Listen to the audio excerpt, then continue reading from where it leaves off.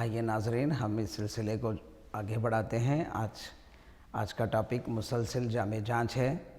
اس سلسلے میں مسلسل جامع جانچ تدریسی مقاصد کے لیے کس طرح کارآمد ہے، اس کا انعقاد، اس کا اطلاق مدارس میں کیوں ضروری ہے، اس پر ہم نظر ڈالیں گے۔ آئیے آج جیسا کہ آپ جانتے ہیں مسلسل جامع جانچ، اس کے معنی و مطلب کیا ہے، اس کو کس طرح سے مدرسے میں امپلیمنٹ کیا جائے، کس طرح سے تدریس کو معاون اور کامیاب بنانے کے لیے مسلسل جامع جانچ کی کیوں ضرورت محسوس ہوئی اور اس کے مقاصد کیا ہیں، اور یہ مسلسل جانچ جسے کہتے ہیں اس کو جامع انداز میں اسکول میں کس طرح پیش کیا جائے۔ تو سب سے پہلے ہم سلائیڈ 1 پر نظر ڈالتے ہیں۔ جامع جانچ، مسلسل جامع جانچ۔ آئیے تعلیمی منصوبہ اور بنیادی سوالات۔ تعلیمی منصوبہ اور بنیادی سوالات حکومت ہند اور حکومت تلنگانہ کی جانب سے تعلیم کو طلباء کو فری رکھا گیا ہے۔ 14 سال کی عمر کے طلباء کے لیے ہر ایک کے لیے تعلیم فری ہے، اور جب کہ تعلیم فری ہے اس کے ساتھ ساتھ تعلیم کو کس حد تک صحیح ڈھنگ سے طلباء تک پہنچایا جائے اور اس میں کامیابی حاصل کی جائے، کیونکہ آج کا طالب علم کل کا شہری ہے اور یہ معمار ملک ہوتا ہے۔ اس کے لیے بنیادی ضرورتوں کو مکمل کرتے ہوئے اس کی کمی اور جو خامیاں ہیں، تعلیمی میدان میں جو خامیاں ہیں ان کو دور کرتے ہوئے کس طرح ہم آگے بڑھ سکتے ہیں۔ تو یہ CC جو ہے مسلسل جامع جانچ طلباء میں ہمہ جہتی ترقی کو مد نظر رکھتے ہوئے تیار کیا گیا پروگرام ہے۔ آئیے تعلیمی منصوبہ بندی اور سوالات دیکھیں کیا ہو سکتے ہیں۔ تعلیمی اعتبار سے اسکول میں حصول طلب مقاصد کیا ہیں۔ اسکول میں حصول طلب مقاصد، تعلیم کیوں دی جائے، تعلیم کس لیے دی جائے، تعلیم کس کے لیے دی جائے، تعلیم کیسی دی جائے، ان تمام سوالات پر نظر رکھی جاتی ہے۔ تعلیم دینے والا کیسے ہو، تعلیم لینے والے کیسے ہوں، اس کا اثر سوسائٹی پر، سماج پر، ملک کی ترقی میں کس طرح حاصل ہوتا ہے، یہ اغراض و مقاصد اس کے پیچھے چھپے ہیں۔ آئیے تعلیمی اغراض و مقاصد، تعلیمی منصوبہ بندی، تعلیمی معیارات۔ آئیے تعلیمی اغراض و مقاصد کیا ہیں اور تعلیمی منصوبہ بندی کیسے کرنا چاہیے، اس پر نظر ڈالتے ہیں۔ ساتھ ہی ساتھ تعلیمی معیارات کیا ہونا چاہیے۔ یہ تھے CCE کے بنیادی منصوبے کے تحت کنسیڈر کرنے والی مقاصد یا اغراض۔ مندرجہ بالا مقاصد کے حصول کے لیے اسکول کس طرح کے اکتسابی تجربات فراہم کرنا چاہتا ہے۔ اب یہ اصول تھے، تعلیمی اغراض و مقاصد تھے، تعلیمی منصوبہ بندی تھی، تعلیمی معیارات تھے، لیکن اسکول اس کو کس طرح سے حاصل کرنا چاہتا ہے، ان مقاصد کو اسکول کے ذریعے کس طرح حاصل کیا جا سکتا ہے۔ اکتسابی تجربہ فراہم کرنا چاہیے، موضوعات، مضامین وغیرہ پر غور و فکر کرنا چاہیے۔ آئیے اکتسابی تجربات کا بامعنی انداز میں مندرجہ بالا مقاصد کے حصول کے لیے اسکول کس طرح کے اکتسابی تجربات فراہم کرنا چاہیے۔ موضوعات جیسے ہیں، مضامین وغیرہ ہیں، یعنی کہ اسکول میں ہم کیا پڑھائیں، کیسا پڑھائیں، کتنا پڑھائیں، ان کی طلباء کی عمر کو مد نظر رکھتے ہوئے، اور اوپر کے جو اغراض ہم نے بتائے ہیں، تعلیمی اغراض کیا ہو سکتے ہیں، تعلیمی مقاصد کیا ہو سکتے ہیں، اس کو موضوعات کا سلیکٹ ہونا چاہیے، مضامین کا سلیکٹ کرنا چاہیے۔ یہ سب CCE کے تحت کیا جاتا ہے۔ آئیے اکتسابی تجربات کا بامعنی انداز میں اہتمام کرنے کے لیے کیا کرنا چاہیے۔ ایک سوال ہے، کمرہ جماعت کا نظم کس طرح ہونا چاہیے۔ اکتسابی تجربات کو بامعنی انداز میں پیش کرنے کے لیے کیا کیا جانا چاہیے، یہ سوال بھی CCE کے تحت آ سکتا ہے۔ تو یہاں پر ہم دیکھتے ہیں کہ CCE کمپلیٹلی ایک تعلیمی نظام کو کور کرتا ہے، رہنمائی کرتا ہے۔ اس میں طلباء کی رہنمائی ہے، اس میں معلم کی رہنمائی ہے، اس سے ایک بہتر سماج کی تشکیل میں مدد ملتی ہے۔ آئیے ہم سلائیڈ 3 پر پہنچتے ہیں اور یہ دیکھتے ہیں کہ کس طرح یہ معاون ثابت ہوتا ہے۔ مسلسل جامع جانچ، اب یہ دیکھیں مسلسل جامع جانچ جیسے کہتے ہیں، جانچ کا مقصد کیا ہے، کیوں کر ہمیں جانچ کرنی چاہیے، یہ ایک سوال ہو سکتا ہے۔ کن نکات کی جانچ کی جانی چاہیے؟ اب دیکھیے تعلیم کا مطلب یہ نہیں کہ ہم نے ایک سلیبس رکھ دیا، اس کو پڑھ لیا اور امتحان میں کامیابی حاصل کر لی اور اس کا اصل زندگی سے کوئی تعلق نہ ہو۔ ایسی جانچ، ایسے امتحانات کافی کارآمد نہیں ہوتے ہیں، ایک طلباء کے لیے ہی محدود رہ جاتے ہیں، جبکہ ہمارا مقصد تعلیم یہ نہیں ہے۔ مقصد تعلیم یہ ہے کہ ہم طلباء میں ہمہ جہتی ترقی دیں، وہ ایک شہری بن سکے، ایک اچھا شہری بن سکے، ایک اچھا دیش کے لیے، ملک کے لیے کارآمد فرد بن سکے۔ اس کے لیے اس کی ہمہ جہتی ترقی ضروری ہے۔ تو یہ تھے جانچ کے مقاصد کیا ہونے چاہیے۔ اس کے بعد ہے کن نکات کی جانچ کی جانی چاہیے، مدرسے کے تحت کس طرح کے جانچ کی جانی چاہیے اور کن نکات پر کی جانی چاہیے۔ اس کے بعد ہے تیسرا سوال اور ہو سکتا ہے کس طرح جانچ کی جانی چاہیے۔ اب جب کہ ہم نے جانچ کے مقاصد جان لیے، نکات کی جانچ کی جانی معلوم کر لیے ہیں، اس طرح سے کس طرح جانچ کی جانی چاہیے، جانچ کرنے کے لیے کیا کیا اہم اقدام ہونا چاہیے، مراحل ہونا چاہیے، اس پر بھی ہماری نظر ہونی چاہیے۔ تو مسلسل جامع جانچ ان سوالات کی جانچ جو ہے، ان سوالات کے جوابات بھی فراہم کرتی ہے۔ ٹولز اینڈ ٹیکنکس کیا ہونی چاہیے؟ عزیز طلباء، یہ بات جاننی چاہیے کہ مسلسل جامع جانچ کے لیے ٹولز اور ٹیکنکس، کون سے ٹولز استعمال کریں اور کون سی ٹیکنکس استعمال کریں کہ آپ بہتر انداز میں جو ہے جانچ کر سکیں۔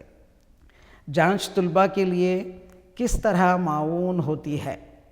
جانچ کس طرح معاون ہوتی ہے؟ کیا ہماری جانچ سے طلباء میں حوصلہ افزائی ہوتی ہے؟ طلباء کے اندر تعلیم کے تئیں مسرت اور خوشی محسوس ہوتی ہے؟ کیا ہماری جانچ طلباء کو ایک قدم پیچھے کر دیتی ہے؟ یہ بھی ضروری ہے کہ ہماری جانچ سے طلباء کے اندر حوصلہ افزائی ہو، آگے بڑھنے کی صلاحیتیں پیدا ہو، اور وہ اس جانچ کو یہ نہ سمجھیں کہ بوجھ سمجھیں، بلکہ اسے آسان اور آگے بڑھنے کا ایک مرحلہ سمجھیں۔ تو یہ معلم کے لیے ضروری ہے کہ کن نکات، کن مقاصد کے تحت جانچ کی جائے، کن نکات کی جانچ کی جائے، جانچ کس طرح کی جائے، اس کے بعد جانچ کے اجزاء اور ٹیکنکس، ٹولز اور ٹیکنکس کیا ہیں، اس پر نظر رکھی جائے۔ اس کے بعد طلباء میں جانچ کا اثر کیا ہوتا ہے، یہ بھی نظر رکھی جائے۔ تو اس طرح سے ہمیں سلائیڈ 4 پر پہنچتے ہیں۔ آئیے مسلسل جامع جانچ کا جو انداز ہے وہ کن مقاصد اور کس طرح یہ سوسائٹی سے، سماج سے، طلباء سے، معلم سے، پیرنٹ سے جڑا ہے، اس کا اہم مقصد کیا ہے۔ جانچ تصور جسے کہتے ہیں ہم، جانچ کا جو تصور ہے وہ ہے ایک ٹرائنگل بنتا ہے، ایک تریگون جسے کہیں ہم، ٹرائنگل جسے کہتے ہیں، مثلث جسے کہتے ہیں۔ مثلث کے 3 کونے ہیں جو ایک دوسرے کو مربوط کرتے ہیں، ایک دوسرے سے ملے جھلے ہوتے ہیں، یعنی کہ پہلے جانچ کا مقصد معلوم ہونا چاہیے۔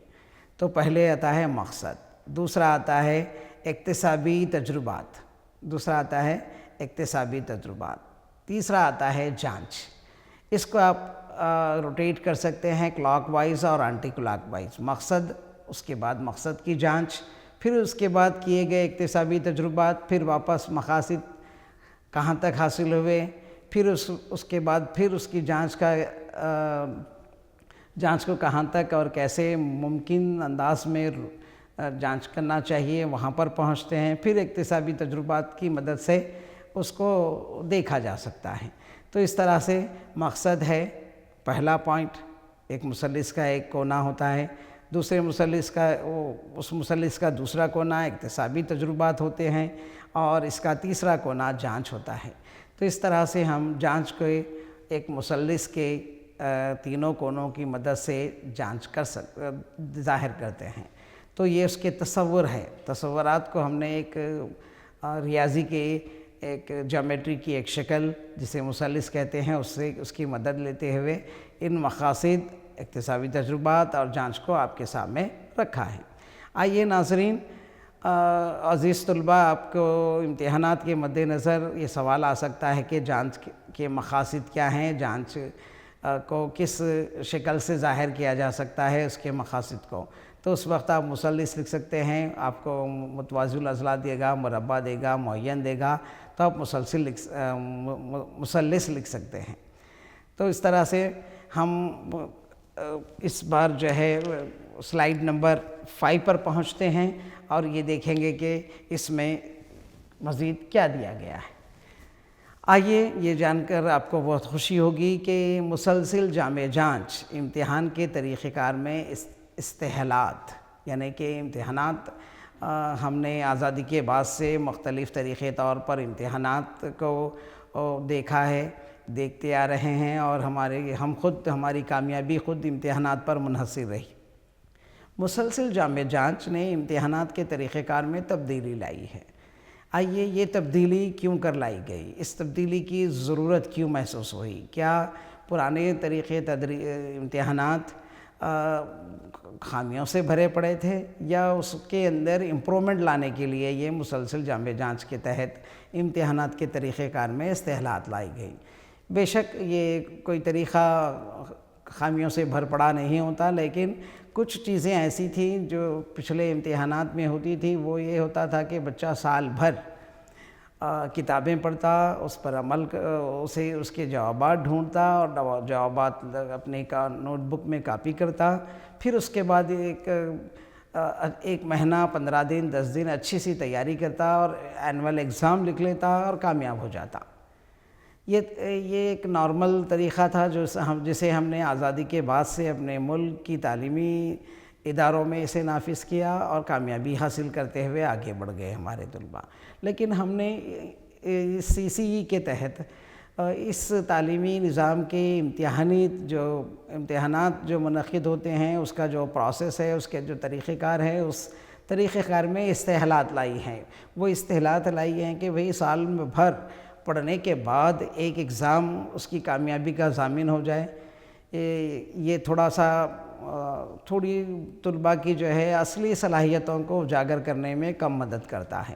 ایک طالب علم سال بھر پڑھ سکتا ہے اور کم نشانات حاصل کر سکتا ہے، جبکہ ایک ہی طالب علم سال بھر نہ پڑھے لیکن امتحانات کے 1 مہینہ اور 10 دن 15 دن پڑھتا ہے اور اچھے نشانات حاصل کر لے سکتا ہے. تو اس طرح سے ہم اس کی سال بھر کی محنتوں کا اندازہ، اس کے مارکس اور اس کی رٹانے یا اس کی کوششوں سے اندازہ نہیں کر سکتے.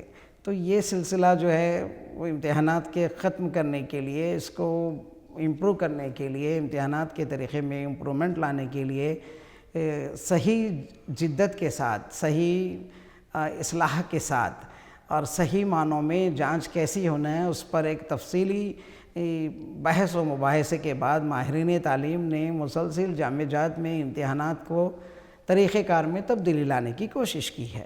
آئیے مسلسل جامع جانچ کی عمل آوری کے تحت حسب ذیل ہدایات کے مطابق امتحانات کے طریقہ کار میں اصلاحات کی سفارش کی گئی ہے. کچھ خامیوں کو دور کرنے کے لیے، کچھ خوبیوں کو ایڈ کرنے کے لیے، اضافہ کرنے کے لیے اس میں تھوڑی سفارشات کی ہیں. یہ سفارشات ماہر تعلیمات نے پیش کی اور ایک اچھا نظام جسے ہم مسلسل جامع جانچ کہتے ہیں، وہ تعلیمی دور 2009 سے 2011 سے ہمارے ملک اور ملک کی مختلف ریاستوں میں نافذ ہوا ہے. آئیے پہلے دیکھتے ہیں تشکیلی جانچ کے ذریعے امتحانات کو کمرہ جماعت کے اندر انجام دیے جانے والے تدریسی عمل کے حصے کے طور پر تبدیل کرنا، امتحانات کو آسان بنانا. اب یہاں تھا دیکھیے تشکیلی جانچ. اب ہم یہ دیکھتے ہیں کہ تشکیلی جانچ کیا ہے. تشکیلی جانچ کے ذریعے ایک لفظ استعمال ہوا ہے تشکیل. اب جانچ جو ہے صرف امتحان لکھنا نہیں، بلکہ یہ ایک اس طالب علم کے وہ کمرے جماعت میں جب رہتا ہے اس کی ایکٹیویٹیز کیا ہوتی ہیں، اس کے اندر فروغ پانے والی اکتسابی، غیر اکتسابی، تدریسی، غیر تدریسی اور اس کا برتاؤ، اس کا رہن سہن، اس کا اٹھنا بیٹھنا، اس کی بات کرنے کا طریقہ، یہ سب کو مد نظر رکھتے ہوئے تشکیل پانے والی اقتصاب پر جانچ ہونی چاہیے۔ تو یہ تھا تشکیلی جانچ کے ذریعے امتحانات کو کمرے جماعت کے اندر انجام دیے جانے والے تدریسی عمل کے حصے کے طور پر تبدیل کرنا، امتحان کو آسان بنانا۔ امتحانات ایسے نہ ہوں کہ 3 گھنٹے بیٹھے وہ مسلسل ٹف سے ٹف ٹاپکس کو لکھ دیں اور کامیاب ہو جائیں، یہ نہیں تھا، بلکہ امتحانات کو آسان کرنا، امتحانات کو اس کے سلیبس کے علاوہ،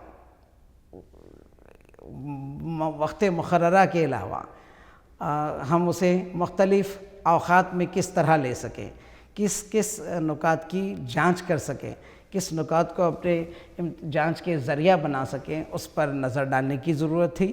تو یہ تھا تشکیلی جانچ کے تحت کیا جانے والا عمل۔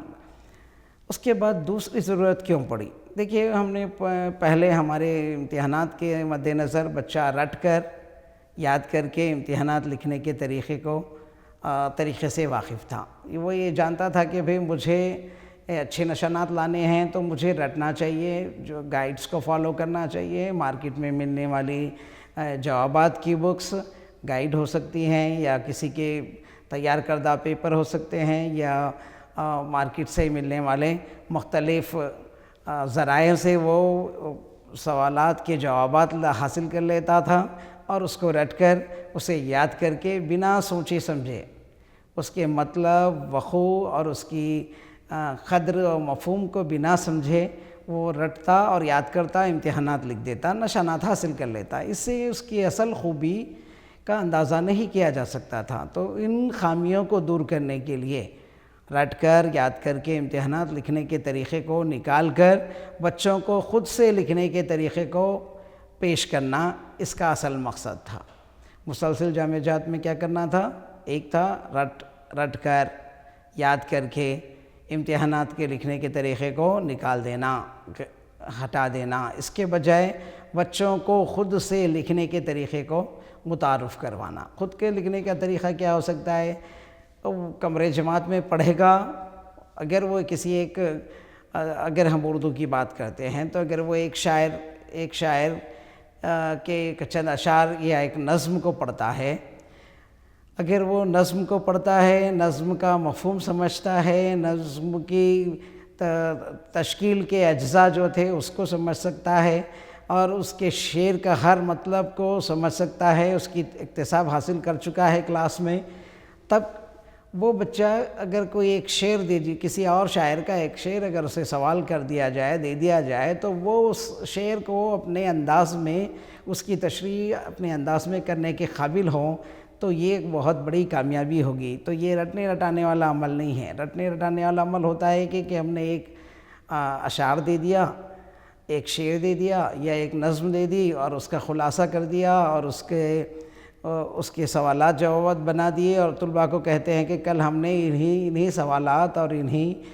اشعار میں سے اس کا مطلب پوچھیں گے، اس کے شاعر کی زندگی کے بارے میں پوچھیں گے، خلاصے کے بارے میں پوچھیں گے۔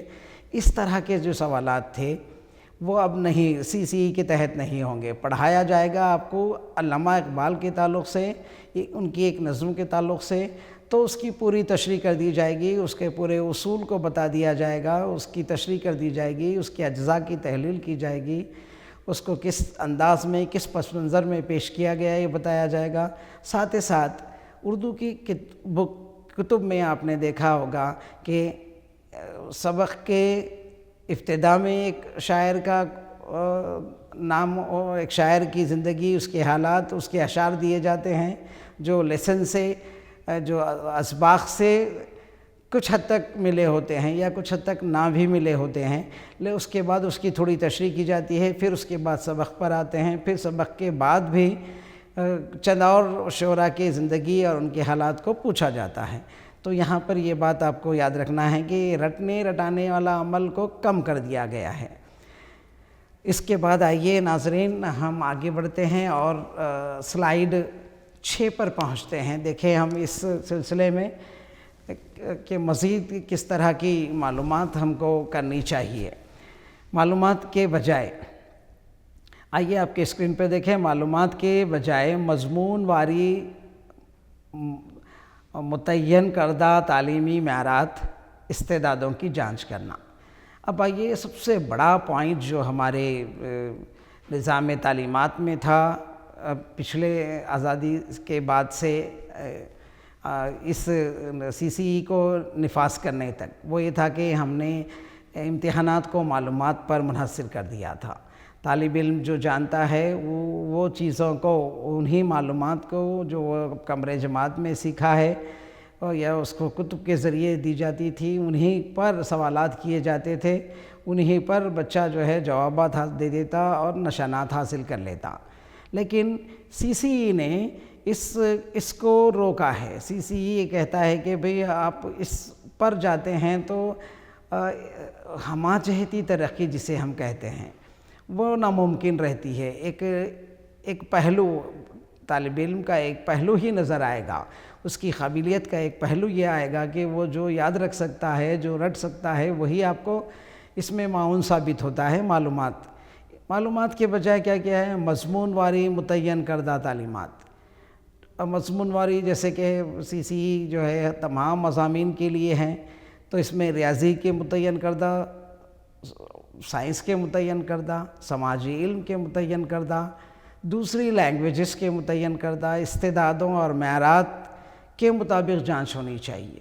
استعدادیں ہر سبجیکٹ کی، ہر مضمون کی الگ الگ ہیں۔ کیا وہ ان استعدادوں کو حاصل کر رہا ہے؟ اردو پڑھانے کا مقصد کیا ہے؟ اس مقصد کو حاصل کر رہا ہے یا خالی اردو لکھنا پڑھنا سیکھتا ہے، یا کسی ایک شاعر کے نظم جو ایک کتاب میں دی گئی ہے اسی کو یاد رکھا ہے، اس کے بعد اس شاعر کے دوسرے کارنامے، دوسری نظموں کے بارے میں کچھ جانتا ہے یا نہ جانتا ہے؟ یہ سب ہماری معلومات کی اس پرانے طور طریقے امتحانات میں ناممکن تھے۔ لیکن اس میں اب یہاں پر سی سی کے تحت جو جانچ ہوتی ہے اس میں جو ہے مضمون واری متعین کردہ معیارات، تعلیمی معیارات یا ان کی استعدادوں کی جانچ ہوں گی۔ اس طرح سے بچے کے اندر ایک قابلیت جو ہے ایز اے اشرف المخلوقات، جن قابلیتوں کا اس طالب علم کے اندر فروغ پانا ضروری ہے، وہ ان سے آنے کی ہم ان سے فراہم کرنے کی کوشش کر سکتے ہیں۔ دراصل استعدادیں جو معیارات ہیں وہ ہے بچے میں مضمون کے تحت اس کے اندر وہ خوبیاں پیدا کرنا، وہ خوبی کو آگے بڑھانا، اور اس خوبی تک نہ آگے بڑھنے میں رکاوٹ آتی ہے تو اس کی تصحیح کرنا یہ شامل ہے۔ آئیے اس میں یہ بات بھی رکھی گئی ہے کہ معلم کی جان بے تیار کیے گئے پرچے سوالات کے ذریعے بچوں کی جانچ کرنا۔ جانچ کے لیے کیا کیا گیا؟ معلم کی تیار کیے گئے پرچے سوالات کے ذریعے ہی جانچ کرنا، یعنی کہ معلم اب ایسا نہیں ہے کہ ہم ڈی سی بی یا اسٹیٹ لیول پر ہی ایک ہی سلیبس کو کیا کریں کہ نافذ کر دیں اور امتحان بھی اسی نہج پہ لے لیں۔ یہ ہمارا پرانا طریقہ تدریس تھا، لیکن سی سی ای کہتا ہے کہ بھئی آپ معلم کو یہ اختیار دیا گیا کہ آپ اپنا پیپر تیار کریں۔ آپ اپنا پیپر جماعت کی عقلی صلاحیتوں کو، ان کی اکتسابی صلاحیتوں کو، ان کی عمر، ان کی سیکھنے کے طور طریقے کو مد نظر رکھتے ہوئے سوالات تیار کریں اور اس کی جانچ کریں، اور سوالات کس طرح ہوں اور وہ کہاں تک ہوں، کس طرح اس میں امپرومنٹ لایا جا سکتا ہے، ان باتوں کو مد نظر رکھا گیا ہے۔ تو معلم کے لیے بھی ہے کہ تیار کیے گئے پرچے سوالات کے ذریعے بچوں کی جانچ کرنا۔ نیکسٹ پوائنٹ ملتا ہے ہم کو، تجزیاتی اور کثیر جوابی سوالات کے ذریعے بچوں کی استعداد کی جانچ کرنا۔ اب ایک اور پوائنٹ ہے جو سی سی ای کی جانچ کے تحت، جامع جانچ کے تحت آتا ہے، تجزیاتی کثیر جوابی سوالات کے ذریعے بچوں کی استعداد کی جانچ کرنا۔ ہوتا کیا ہے کہ اگر ہم ایک سوال دیتے ہیں اور اب کہہ دیں کہ طلباء کو کہ بھئی آپ اس کا جواب دیں، تو وہ بچہ جو ہے رٹا ہوا ہے لکھ دے گا، یاد کیا ہوا ہے لکھ دے گا، اور کچھ طالب علم ہوتے ہیں جو جوابات کو بک یا گائیڈ سے ہٹ کر خود بھی سوال کو سمجھتے ہیں اور اپنے انداز میں لکھتے ہیں. تو یہ ان کی خوبی ہے. وہ پڑھتے ہیں کچھ اور ہیں اور اپنے الفاظ میں، کتابی الفاظ کے علاوہ اپنے الفاظ میں اسے لکھتے ہیں. تو یہ بچے کی جبلت ہے کہ وہ ٹاپک کو سمجھا ہے اور اس کا جواب اپنے انداز میں پیش کرتا ہے. لیکن عام طور پر یہ دیکھا گیا ہے پچھلے امتحانات میں، طلباء جو ہے ہو بہو کتاب یا گائیڈ سے حاصل کی گئی جوابات کو ہی ویسے ہی لکھ دیتے ہیں.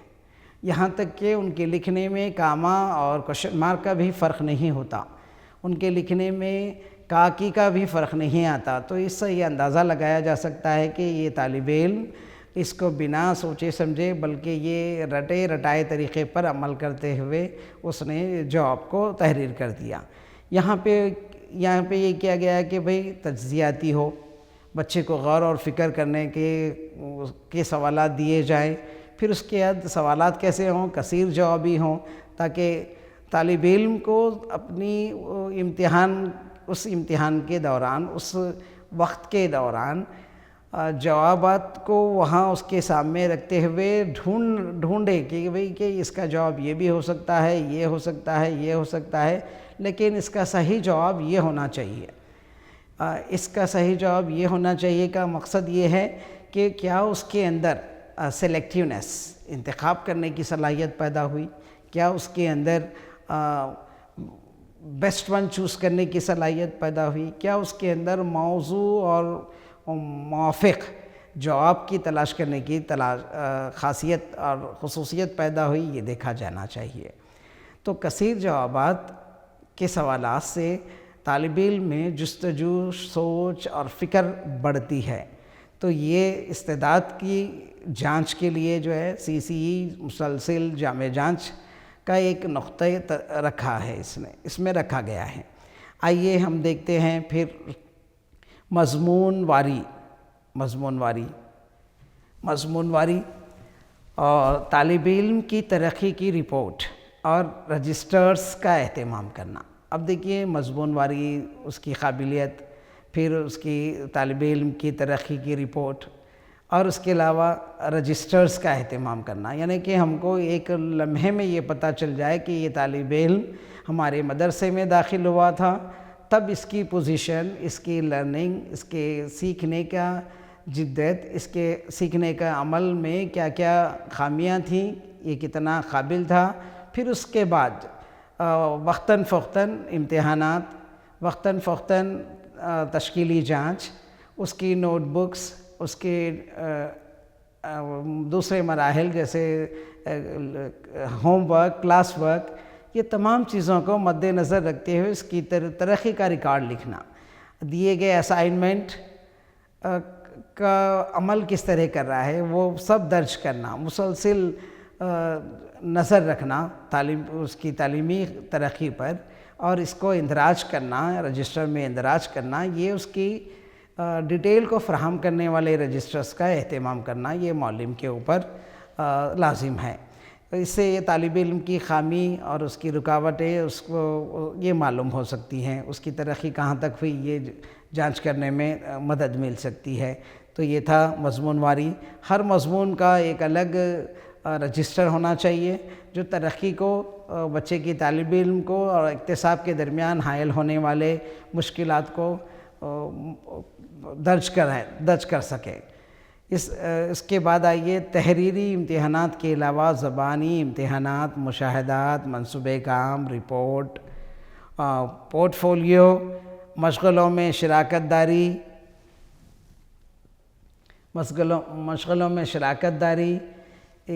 اور دوسرے تشکیلی اجزاء اور ٹولز وغیرہ کا استعمال اس میں شامل ہے. آئیے ہم اس بات پر اب نظر ڈالتے ہیں کہ تحریری امتحانات کے علاوہ، اب دیکھیے تحریری امتحانات ہم CCE کے تحت یہ دیکھے ہیں کہ امتحانات جو ہم نے یونٹ ٹیسٹ کے نام پہ رکھے جاتے تھے پچھلے امتحانی طریقے میں CCE سے پہلے، تو اس میں ہم نے ایک بات محسوس کی ہے، وہ یہ ہے کہ امتحان کب منعقد کیا جانے والا ہے طالب علم کو پتہ رہتا تھا، امتحانات میں کیا کیا ٹاپکس آ سکتے ہیں یہ طالب علم کو پتہ رہتا تھا، اور اسی ٹاپکس پر وہ محنت کرتا اور امتحان لکھ دیتا۔ یہاں پر اسکول کے تمام طلباء اس درمیان میں اسکول میں موجود رہتے اور امتحان لکھ دیتے، بھلے وہ عام دنوں میں غیر حاضر ہوں مدرسے سے، لیکن امتحانات کے اس ماہ میں اس دن میں وہ اسکول پر موجود رہتے اور امتحانات لکھ دیتے، رٹے رٹائے امتحانات، رٹے رٹائے جوابات اس میں درج کر دیتے۔ لیکن یہ تحریری امتحان جو CCE میں رکھا گیا ہے وہ انفارم نہ کیا جائے، طالب علم کو پتہ ہی نہ چلے کہ کب امتحان ہو رہا ہے کب امتحان نہ ہو رہا ہے۔ اس کو جو ہے سلپ ٹیسٹ کا نام دیا گیا ہے۔ 2 اور ٹیسٹ ہوتے ہیں جو فائنلز کے لیے کام آتے ہیں، لیکن ماہانہ جو سلیبس دیا گیا ہے ہمارا 2 ماہ کا سلیبس جو ہے اس کے تحت جو ہم امتحانات لیتے ہیں سلپ ٹیسٹ جو 20 مارکس یا 10 مارکس پر منحصر ہوتا ہے، یہ اپنی اپنی مضمون واری صلاحیتوں مضمون کی بنا پر لیا جاتا ہے۔ تو اس میں یہ دیکھا گیا کہ سلپ ٹیسٹ اس کو بنا انفارم کیے کہ سڈنلی آ جائے، اور اس میں ہر طرح کے سوالات لانگ کوشچنز پوچھے جائیں 1 یا 2، یا کبھی سلپ ٹیسٹ لیا جائے۔ ضروری نہیں ہے کہ سلپ ٹیسٹ ہر ماہ میں ایک ہی ہو، آپ سلپ ٹیسٹ CCE کے تحت ماہ کے اندر یا 2 ماہ سلیبس کے اندر جو آپ کو بتایا گیا ہے اس میں آپ لے سکتے ہیں۔ لیکن کچھ بچے حاضر نہ ہوں تو دوسرے دن یا تیسرے دن جب بھی وہ مدرسے آتا ہے تو اس کی صلاحیت کو مد نظر رکھتے ہوئے سلپ ٹیسٹ لے لیا جا سکتا ہے۔ یہاں پر 3-4 سلپ ٹیسٹ لیے جا سکتے ہیں، اور سلپ ٹیسٹ میں آپ کو ضروری نہیں ہے کہ ہر بار 20 مارکس کا ہی ہو، ہر بار آبجیکٹیو ہی ہو، سبجیکٹیو ہی ہو، ایسے نہیں۔ آپ کبھی سبجیکٹیو لے لیجئے، کبھی آپ آبجیکٹیو لے لیجئے، کبھی آپ ایک نظم کے لکھنے کو کہیے، کبھی آپ نثر کا ایک پہلو کو تحریر کرنے کو کہیے، کبھی آپ اس کو ایک شعر دے دیں کہ اس کا مطلب اپنے الفاظ میں لکھنے کو کہیں، کبھی آپ شاعر کی زندگی کے بارے میں لکھنے کو کہیں۔ اس طرح آپ مختلف پہلو جو 30 تا 45 منٹ یا 30 تا 40 منٹ کے اندر آپ کے کمرے جماعت میں ممکن ہوتے ہوں ایسے سوالات کو تیار کر لیں، بورڈ پر ڈال دیں اور طلباء کو کہیں کہ آپ جو طلباء موجود ہیں وہ ان کے جوابات دیں، اور معلم کا کام ہے ان پیپر کو جانچ کرے اور اس کو ان طالب علم کے ریکارڈز میں درج کر دیں۔ آئیے، یہ تھا امتحانات کے علاوہ زبانی امتحان۔ اب تھا یہ دوسرا، یہ ہے کہ زبانی امتحانات۔ زبانی امتحانات کیسے لیں؟ آپ اچانک جو ہے کہ کلاس میں داخل ہوں اور طالب علم سے کہیں کہ میں آج ہم کل جو پڑھے ہیں یا ایک شاعر کی زندگی کے بارے میں جو آپ پڑھ چکے ہیں، یا آپ ایک مضمون کے معلم ہوں تو اس مضمون کے بارے میں جو پڑھ چکے ہیں، تو آئیے ہم آج کچھ زبانی میں نے آپ سے سوالات کرنے ہیں اور آپ اس کو جوابات دینے ہوں گے۔ تو یہ طالب علم کے لیے لگے گا کہ ارے سر تو جو ہے وہ آج پڑھانا کے بجائے آج زبانی کچھ سوالات پوچھنا چاہتے ہیں، تو طالب علم کو پتہ بھی نہیں چلے گا کہ یہ ایک امتحان ہے۔ آپ ان سے پچھلے سبق یا پچھلے اسباق کے بارے میں، اس ماہ میں آنے والے اسباق کے بارے میں چند چھوٹے سوالات کرتے ہوئے، جیسے کہ آپ نارملی جو ہے تدریس کے درمیان اپنے ہی نارمل تدریس کے درمیان میں کچھ سوالات کرتے ہیں، تو انہی سوالات کو مد نظر رکھتے ہوئے یہاں پر سوالات تیار کیے جا سکتے ہیں، اور اس پر بچوں سے زبانی سوالات جو کر رہے ہیں آپ اسے نوٹ کر لیجئے، اور ساتھ میں طالب علم کا نام بھی نوٹ کر لیجئے۔ کیا وہ سوال کو جواب خوبی کے ساتھ دیتا ہے تو اس کو مارکس دے دیجئے، اور اس میں کمی ہے تو اس کو کم مارکس دیے جائیں۔ اس طرح سے ایک زبانی امتحانات کی جانچ بھی مکمل ہو جاتی ہے۔ آئیے، مشاہدات منصوبہ کام۔ اب مشاہدات ہیں، یہ معلم کو چاہیے کہ وہ تمام طلباء پر نظر رکھیں۔ معلم کا کام یہ نہیں کہ وہ آئے کتاب کھولیں اور سبق کی تشریح و تفہیم کر دے اور بس بیل کے ساتھ ہی اپنا کام ختم کا یہ جملہ یہ طریقہ معلم کے لیے نہیں ہے۔ آج کے معلم کو چاہیے کہ وہ مشاہدات اور طالبات پر غور و فکر کرے، ان کے رہن سہن، ان کی عقلی صلاحیتیں، ان کی جسمانی صلاحیتیں کو بھی مد نظر رکھے، ساتھ ساتھ غور کریں کہ وہ کس طرح کے رویے کا حامل ہے، وہ جماعت میں کس طرح کے ایکٹیویٹیز سے واقفیت رکھتا ہے، اور کیا وہ میرے مضمون میں کمزور ہے یا آگے بڑھ رہا ہے، اور اگر کمزور ہیں تو کیا خامی ہے۔ یہ اس پر غور و فکر کی ضرورت ہے، معلم کو چاہیے کہ وہ غور و فکر کریں۔ اب دوسرا بات اس میں یہ آتی ہے منصوبہ کام۔ منصوبہ کام کے ذریعے تدریس ہو۔ اب تک ہمارے پاس پروجیکٹ کے نام پر پچھلی جانچ کے تحت ہم نے ایک منصوبہ بناتا تھا اور وہ منصوبے کو بنا کر طالب علم کو فراہم کر دیتے تھے۔ اب ایسا نہیں ہے، آپ کو یہ دیکھنا چاہیے کہ منصوبہ کام کیسے کرنا چاہیے۔ منصوبہ کام جب طلباء کو دیا جاتا ہے تو کیا وہ طالب علم اس قابل ہے، کیا وہ پوری ذمہ داری کے ساتھ اس کو نبھا سکتا ہے، یا اس پر کسی اچھے یا اور کمزور یا ذہین بچے کو ساتھ میں لگانا چاہیے۔ اس طرح سے آپ ایک گروپ بنا کر منصوبہ کام دینا اور اس کی جانچ کرنا، یہ عمل بھی CCE کے تحت آتا ہے۔ پورٹ فولیو طلباء کی تیار کردہ، طلباء میں جذبہ تعلیم کے تئیں لگاؤ اور ترقی کے تئیں لگاؤ اور علمی قابلیت، تعلیمی قابلیت کے بڑھاؤ کے لیے مختلف پورٹ فولیو تیار کرنے کے لیے کہنا چاہیے، کچھ واقعات کو لکھنے کے لیے کہنا چاہیے۔ وہاں گھر میں ہونے والی بحث و مباحثے یا کسی ایک ٹاپک پر اگر بحث ہوتی ہے تو اس کو اندراج کرنا، پھر اس کو اپنے پورٹ فولیو میں رکھنا، اس کو پیش کرنا، اس طرح کے عمل اگر وہ کرتا ہے تو اس کی تعلیمی قابلیت میں اضافہ ہوتا ہے، اس کی ہمہ جہتی ترقی پر ایک معاون ثابت ہوتا ہے۔ پورٹ فولیو بہت ہی امپورٹنٹ ایکٹیویٹی ہوگی، اس کے ذریعے بھی ہم اسے طالب علم کو آگے بڑھنے میں، اس کی تعلیمی اور جسمانی عقلی صلاحیتوں کو آگے بڑھانے میں معاون ثابت ہوتے ہیں۔ آئیے مشغلوں میں شراکت داری۔ اب یہ بہت ہی اچھا پوائنٹ ہے کہ بھئی مشاغل میں شراکت داری کا اندازہ کرنا، کیا وہ طالب علم اس کام کو بڑھ چڑھ کر حصہ لیتا ہے یا اس کام سے بچ کر نکلنے یا فرار ہونے کی کوشش کرتا ہے۔ معلم کو چاہیے کہ تجویز کیا گیا کام وہ طالب علم کس حد تک کر سکتا ہے یا نہ کر رہا ہے یا بچ رہا ہے، یا اس کے اندر وہ جذبہ ہے کہ وہ کام اکیلا ہی کرے، ان چیزوں کی جانچ کرنا چاہیے۔ اور یہ شراکت داری میں اس طالب علم کی خامی کو دور کرتے ہوئے اسے حصہ لینے پر آمادہ کرنا چاہیے۔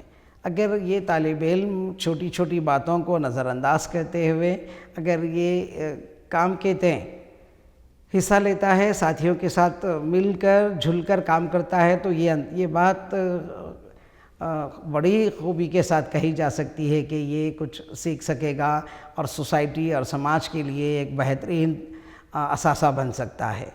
تو اس طرح سے ہم کو اس کی شراکت داری پر بھی نظر رکھنی چاہیے۔ آئیے ناظرین، اب ہم آگے بڑھتے ہیں اور مزید معلومات کیا ہو سکتی ہیں اس پر دیکھتے ہیں۔ آئیے سلائیڈ نمبر 6 پر پہنچتے ہیں۔ اس کے اندر دیکھیں ہم کہ تشکیلی جانچ۔ تشکیلی جانچ کے طریقے کے ذریعے جانچ کو تدریسی عمل کا حصہ بنانا چاہیے۔ اب یہ ایک پوائنٹ ملتا ہے ہم کو یہاں پر جامع جانچ کے تحت، وہ ہے تشکیلی جانچ کے طریقے کے ذریعے جانچ کے تدریسی عمل کا حصہ بنانا چاہیے۔ اب ہمارا طور یہ طریقہ تھا کہ بھئی ہم نے جانچ کر دی، مارکس الاٹ کر دیے اور بچہ پاس اور فیل ہو گیا، بس ہماری ذمہ داری یہاں تک ختم تھی پرانے امتحانی سسٹم میں۔ ایک طالب علم آتا ہے، 10th تک ہمارے پاس پڑھتا ہے، 10th کے امتحانات لکھتا ہے، کامیابی اور ناکامی اس کے سے امتحانات پر منحصر ہوتی، وہ لکھ کر ہمارے سے گزر جاتا ہے۔ اسی طرح سے 8th 9th 10th تمام سال کے مرحلہ یہی تھا، لیکن مسلسل جامع جانچ کیا کہتا ہے؟ مسلسل جامع جانچ یہ کہتا ہے کہ یہ جانچ کا مرحلہ آخری نہ ہو، جانچ کا مرحلہ ہر لمحے ہو، ہر لمحے یہ تدریس جیسے پڑھنے اور لکھنے کا عمل جاری رہتا ہے سالہ سال، سال بھر اور ہر لمحے، اسی طرح جانچ کا عمل بھی سالہ سال ہو، سال کے آخر میں ہو، سال کے شروع میں ہو اور ہر لمحے ہو، اسی لیے اس کو مسلسل جامع جانچ کہا گیا۔ تو یہ نقطہ یہ ہے کہ اس جانچ کو، جو ہماری پرانے طور طریقے کی جانچ تھی، اس کو اصلاحات کے بعد یہ تدریس کا ایک عمل بنانا چاہیے۔ تدریس میں اس کو ایک اہم پلر کی اہمیت دی جانی چاہیے۔ اس کے بنا تدریس کا عمل مکمل نہ ہو، یہ تصور ہونا چاہیے، تاکہ ہم مسلسل جب جامع جانچ کرتے ہیں تو طلباء کی خامیوں کو سمجھ کر اس کے اندر خوبیاں پیدا کرنا، اس کو دور کرنا اور اس کی صلاحیتوں کو اجاگر کرنا جیسا عمل ہم پیش کر سکتے ہیں۔ تو یہ تھا تدریسی عمل کو حصے کے طور پر بنانا چاہیے۔ نیکسٹ پوائنٹ ملتا ہے بچوں میں استعدادوں کے ذریعے اصول۔ بچوں میں استعدادوں کے اصول کو گریڈ کے علاوہ وضاحتی اشاروں کے ذریعے ظاہر کیا جانا، یہ ایک بہت امپورٹنٹ مسئلہ تھا کہ بچے گریڈ کے لیے، ہر کوئی گریڈ کے لیے پڑھ رہا ہے، ہر کوئی 99، 95، 96 کے لیے پڑھ رہا ہے، مارکس کے لیے پڑھ رہا ہے، لیکن وہ رٹا کر 96 لانا چاہتا ہے۔ وہ پڑھی ہوئی چیزوں کو بول کر، لکھ کر مارکس حاصل کرنا چاہتا ہے۔ گریڈ کے علاوہ اس کو ہم نے وضاحتی اشاروں کے ذریعے خوبیوں اور ان کی خوبیوں کو نشانات کے بجائے، مارکس کے بجائے اشارات کے ذریعے، کچھ واضح شکلوں کے ذریعے، الفابیٹ کے ذریعے ظاہر کرنا چاہیے، تاکہ بچے میں کم مارکس حاصل کرنے والے بچے کو فکر نہ ہو جائے کہ میں کمزور ہوں، میں ویک ہوں، احساس کم تری کا احساس نہ ہو جائے۔ امتحانات میں فیل ہونے کے بعد طالب علم، بعض طلباء ایسے بھی ہوتے ہیں جو انتہائی نامناسب اقدامات کرتے ہیں۔ ان کو روکنے کے لیے گورنمنٹ نے ایک بہترین نظام پیش کیا ہے، وہ ہے گریڈ سسٹم۔ مارکس کے بجائے گریڈ کے ذریعے طلباء و طالبات کو نشانات دیے جائیں، تاکہ وہ اچھے انداز میں پیش کر سکیں، ان کو سمجھ سکیں اور اپنی خامیوں کو چھپا سکیں۔ یہاں ہوتا یہ تھا کہ اگر مارکس کم آ جاتے تو وہ طلباء جو ہے شرمندہ ہوتے، سوسائٹی سے شرمندہ ہوتے، بھائی بہنوں سے شرمندہ ہوتے، ماں باپ سے شرمندہ ہوتے، اور اپنے آپ کو ڈی گریڈ کرتے ہوئے، کمزور سمجھتے ہوئے، اور مسلسل سالہ سال اس طرح کی گریڈنگ کی وجہ سے ان کے اندر کی خوبی، ان کی صلاحیتوں کو ایک یہ سپورٹ مل جاتی کہ بھئی میں تو کمزور ہوں، میں کچھ نہیں کر سکتا، میرے سے اچھے کام کرنے والے لوگ بہت ہیں، میرے سے اچھا پڑھنے والے بہت لوگ ہیں۔ وہ اپنی دوسری جبلتوں کو بھی اسی انداز میں ختم کرتا چلے جائے گا، تو وہ صلاحیت کو کم کرنا، اس کو روکنے کے لیے، اس کی کمی کو دور کرنے کے لیے حکومت ہند اور ریاستی حکومتوں کے علاوہ تعلیمی نظام نے یہ سسٹم کو اڈاپٹ کیا کہ گریڈنگ کے ذریعے طلباء کی رہنمائی کی جائے، تاکہ وہ مارکس کے بجائے گریڈ کے بیس پر ایک گیپ ہوتا ہے، ایک گیپ کے وہ مد نظر رکھتے ہوئے آگے بڑھے۔ آئیے اشاروں کے ذریعے ان کو ظاہر کرنا اس سسٹم کی ایک خوبی ہے۔ اب اس کے بعد ہم آتے ہیں SMC اور اولیاء طلباء کے اجلاس میں بچوں کی تعلیمی طریقے سے متعلق وقتاً فوقتاً واقف کروائے۔ اب یہاں پہ یہ ہوتا تھا کہ ہم مدرسے کے طلباء کے والدین سے کبھی کبھی ملنا ملانا جیسا عمل ہمارے پاس نادر ہی تھا، لیکن اس نظام نے، CCE نے اس کو ایک مضبوطی کی ایک کڑی بنا دیا ہے، ایک مضبوط کڑی بنا دیا ہے، اور اس کے تحت SMCs کی میٹنگز ہوتی ہیں۔ ایک مدرسہ ہوتا ہے جہاں پر تمام محلے کے دوسرے مدارس کے اساتذہ جمع ہوتے ہیں، وہ مضمون واری اساتذہ جمع ہوتے ہیں، ان کی میٹنگز ہوتی ہیں۔